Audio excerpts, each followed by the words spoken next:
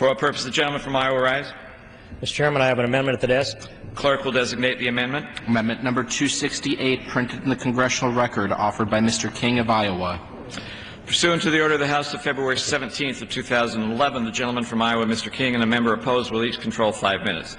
Chair recognizes the gentleman from Iowa. Thank you, Mr. Chairman. I yield myself 30 seconds. Mr. Chairman, I reserve a point of order. Reserve a point of order. Gentleman from New York reserves a point of order. Thank you, Mr. From Iowa is Chairman. recognized. The amendment number 268 goes to the end of the bill, and it simply says that none of the funds made available in this act may be used to pay the salary of any officer or employee of any federal department or agency with respect to carrying out the provisions of Obamacare. It is that simple. It's one additional way to slow down the implementation and the enforcement of Obamacare until such time as we see that day that the full repeal is signed by hopefully the next president of the United States, unless the one we have today has a reconsideration. I'd reserve. Gentleman reserves. Who claims time in opposition? Mr. Chairman, I claim time in opposition. Gentlewoman from Connecticut is recognized. Yes, I yield 1 minute to the gentlewoman from California, Ms. Woolsey. Gentlewoman from California is recognized for 1 minute.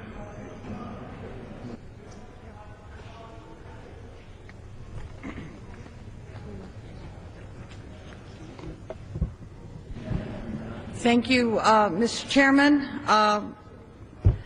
This amendment and the underlining bill goes in precisely the wrong direction. We should be standing here talking about strengthening the historic reform that we passed last year. We should not be tearing it apart. Because we all know that repeal will leave millions out in the cold. It will strip them of access to affordable health care, and it will cause small businesses the incentives and the tax breaks that they would get. It all goes in the wrong direction. The majority claims to believe in cutting government spending above all else. But the CBO has concluded that their bill over a 10-year period would add, but up to 2021, would add $230 billion to the national debt. Now, if you're really serious about reducing our debt, Lady's time has expired. Robust public option Gentlelady's time that would has save expired. $68 billion. Mr. Chairman, Gentleman from Iowa. be pleased to yield 1 minute to the gentleman from Georgia, Mr. Kingston. Gentleman from Georgia is recognized for 1 minute. I thank the gentleman for yielding. We keep hearing from the Democrats that, oh, well, here we are and we're not doing a jobs bill. Why are we doing this bill? Why are we doing this bill now? It's because you guys did not pass a budget. We are on FY11, as you know, because you did not take care of your business. We're reaching back, trying to finish up what you guys should have done by October 1st last year. And by the way, this does create jobs because the small business do not want government-mandated health care. And the folks back home don't want bureaucrats coming in between the doctor-patient relationship, which is what Obamacare does. Now, we know the nanny state wants full control from cradle to grave, but folks back home don't want it. That's what November is about. So what we're trying to do is finish up the unfinished business of the Pelosi House from last year so that we can move forward on FY12 for the coming year. And we will continue to have this debate, but we are trying to protect the doctor-patient relationship, not create a doctor-bureaucrat-patient relationship, which Obamacare does. Thank you, and I yield back. Gentleman yields back. Gentlewoman from Connecticut. I yield 1 minute to the gentleman from Massachusetts, Mr. Neal. Gentleman from Massachusetts is also recognized for 1 minute.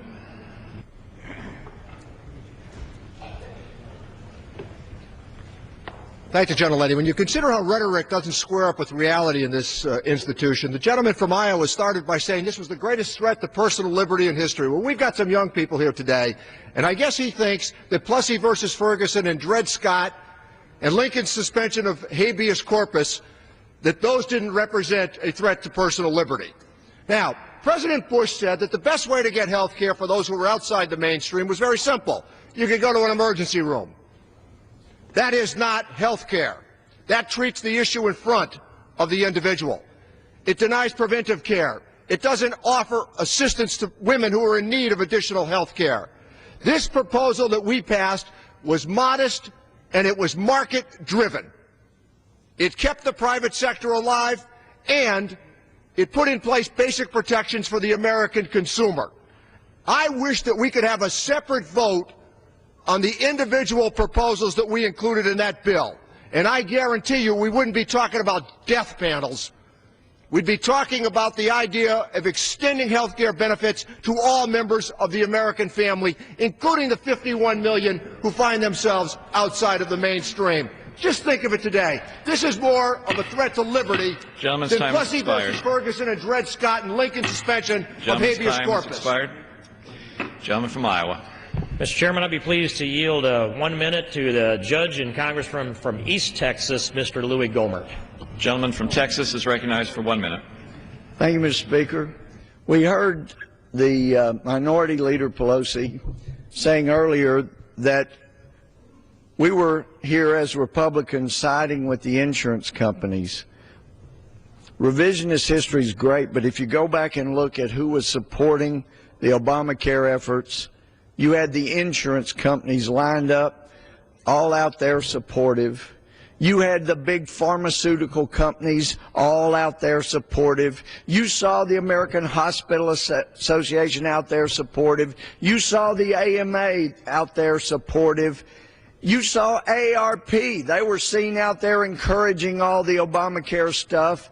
Naturally, they stand to gain with United Health more than anybody. They are the biggest sellers of Medigap insurance. So if you really want to look at history, who was it that was not supportive? Well, folks, we heard from them in November. It was the American people. That's why we're here. We're with small business. They'll create the jobs. We're with the American people. That's why we're doing this. I yield back. Gentleman yields back. Gentlelady from Connecticut. I yield 1 minute to the gentlelady from Florida, Ms. Wilson. The is recognized for 1 minute.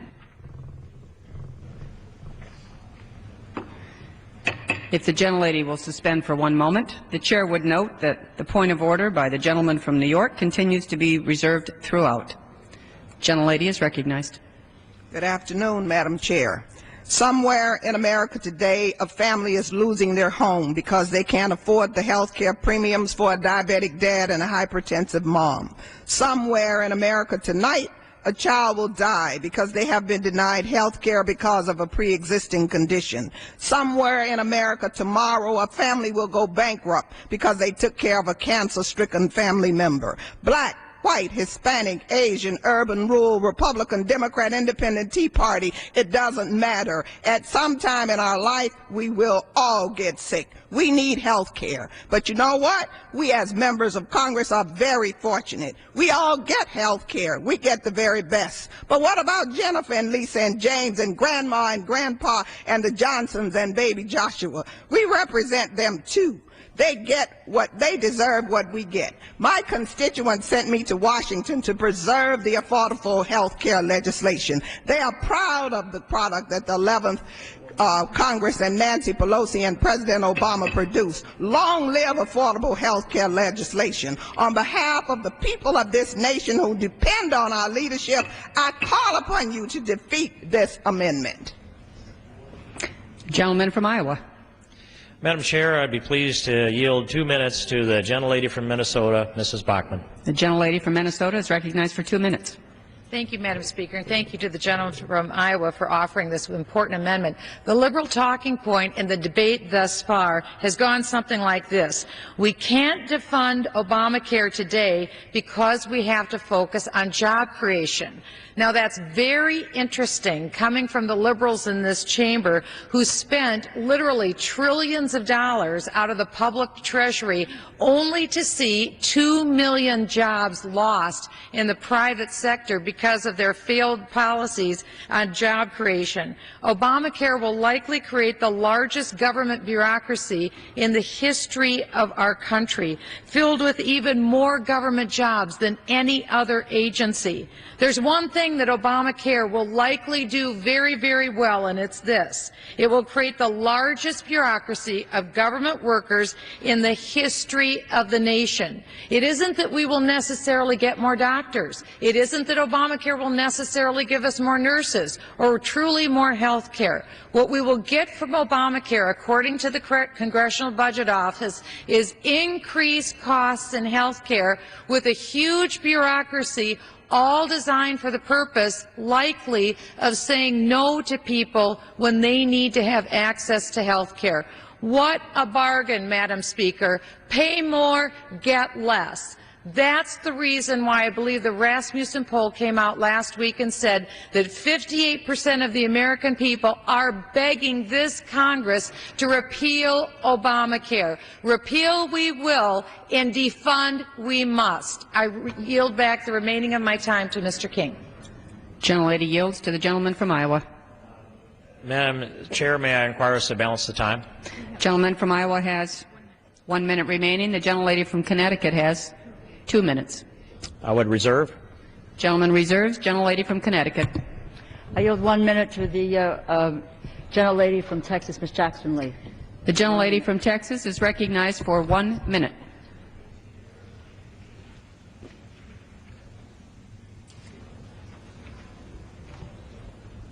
Thank you very much to my dear friend. This is a siege on the lives of innocent Americans. It is a siege by undocumented claims of unconstitutionality. When Justice Scalia said the relevant inquiry is simply whether the means are chosen are reasonably adapted to the attainment of a legitimate end under the Commerce Clause. It is. This bill is constitutional. And what this gentleman wants to do is to literally shut down community health clinics who are now under the Affordable Care Act. He wants to make sure that children are not getting immunized. He wants to make sure that HIV patients are not getting their medicine. He wants to make sure that seniors who can come to these clinics are not able to access them. He wants to make sure that families are getting no coverage. This is what the end results of this very, very dangerous amendment. In addition, we have to respond to someone who got up and actually said this is the worst bill that has ever been passed. What about the slave laws? What about the fugitive slave laws? How dare anyone suggest this is the worst bill when we give opportunity to all Americans? This amendment should be denied, and he should listen to Senator Frist, who said this bill is a good bill. There are Republicans who believe we should provide health care for America. Gentlelady's time's expired. Gentleman from Iowa. Madam Chair, I yield myself the balance of my time. Gentleman's recognized. Thank you, Madam Chair. You know, I recall back at the beginning of the Obama administration when President Obama said that we're in an economic calamity, an economic mess, and we couldn't fix our economic problems unless we first fixed health care. And so his solution for spending too much money was to spend a lot more money, $2.6 trillion on health care. So if we couldn't first fix the economy unless we first fix health care, let me take that philosophy and turn it this way. We can't fix health care unless we first repeal Obamacare. That's where this country is today. We can't put the replacement in place, we can't put the fixes in place until we pull this thing out by the roots, and the only way we can do it here today is to shut off the funding. The repeal is over there in the Senate. The House voted it in a strong way to repeal Obamacare. H.R. 1 is the unfunding of Obamacare. It's the vehicle to do it. This amendment is one of the vehicles that contributes to that cause. Again, I thank Denny Reberg and the people that did this work and all those people that worked on this cause. I urge adoption. I yield back the balance of my time. Gentleman's time's expired. The gentlelady from Connecticut. Madam Speaker, the American people want us to focus our time and attention on creating jobs. They want us to turn the economy around. They want us to reduce the deficit. The total of the two bills that have the two amendments that have come before this body would increase the deficit, increase it. The first one by $5.5 billion over the next several years, and this one at about $5.3 billion over the next 5 years. That's not what you told them you were going to do. You told them you were going to create jobs and roll back the deficit. What you are doing here is putting the American people in the hands of the insurance companies again to make their decisions about health care. And you will not, and we have health care in this body. Millions in this nation do not. I urge my colleagues to vote against this bill, which doesn't create jobs, doesn't turn the economy around, and adds to the deficit. Does the gentleman from New York continue to insist on his point of order? Yes, I do. Gentleman will state. Madam Speaker, Madam Chair, I make a point of order that the gentleman's amendment is not in order because it results in a net reduction of revenues to the Treasury in violation of the rules of the House and in violation of the rules stipulated in this bill. And I explain that in the following way. As the gentleman surely knows that if his amendment is successful, the checks that are going to small businesses today, to the tax breaks that they are getting, to provide health care to their workers, and the fact that there are no burdens on those small businesses means that they're going to have less money to spend, therefore less people they'll be able to hire, reduction in the amount of jobs, reduction in the amount of revenue coming into the government, and increased burden on government services.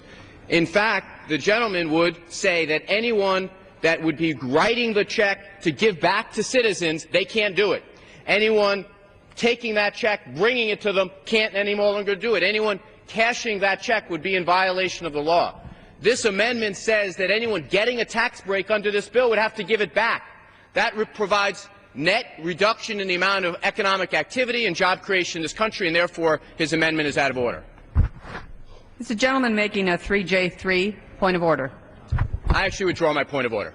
The gentleman withdraws his point of order. The question is on the amendment offered by the gentleman from Iowa. Those in favor signify by saying aye. Opposed say no. In the opinion of the chairs, the ayes have it. The ayes have it, and the amendment is agreed to. Recorded vote. Gentlelady from Connecticut. I ask for a recorded vote. Pursuant to Clause 6 of Rule 18, further proceedings on the amendment offered by the gentleman from Iowa will be postponed.